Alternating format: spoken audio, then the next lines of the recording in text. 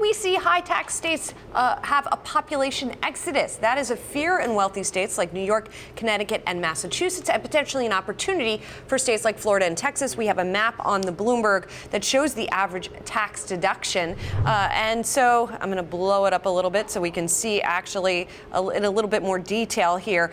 So the darker number here sees a higher, or the darker color, excuse me, sees a higher average tax deduction. Let's bring in Bloomberg's New York Bureau Chief Jason Kelly. People always threaten this sort of thing, right? I'm leaving if my taxes go especially up. This time of year. They threaten over the weather, and now they're threatening over taxes, Julie and David. Yeah, this is really interesting. As you look around, people are looking at, and especially people in the finance world, high earners, they tend to be, as both of you know, they are looking at a higher tax bill, especially they live in Manhattan and Connecticut is specifically what our story looks at. And, they're talking about tens of thousands of dollars if they earn $1 million or more. And so what we're hearing anecdotally is that people are starting to answer those real estate calls from, say, Florida or Texas, places that don't have income taxes, David. Is there a threat, actually, to the tax base, even if they don't move? If they have $25,000 less to spend, then it doesn't go into the coffers of the state. Well, that's exactly right. I mean, and part of what we explore in this story is this notion of it's partially the effect of their actual the taxes that they're paying.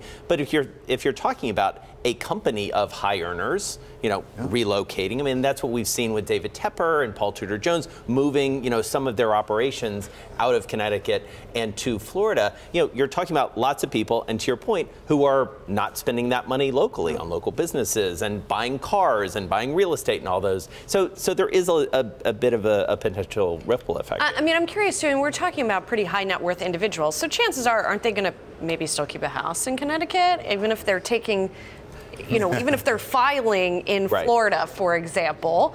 Totally possible. I wonder if that will mitigate some of the negative effects. It absolutely could mitigate, and we also don't know exactly no one really knows, A, whether this will go through, and B, what the impact is. But, Goldman Sachs, we quote in this story saying that, you could be talking about 4% of New York City's, of Manhattan's highest earners. So if you think about that, that tends to add up a little bit.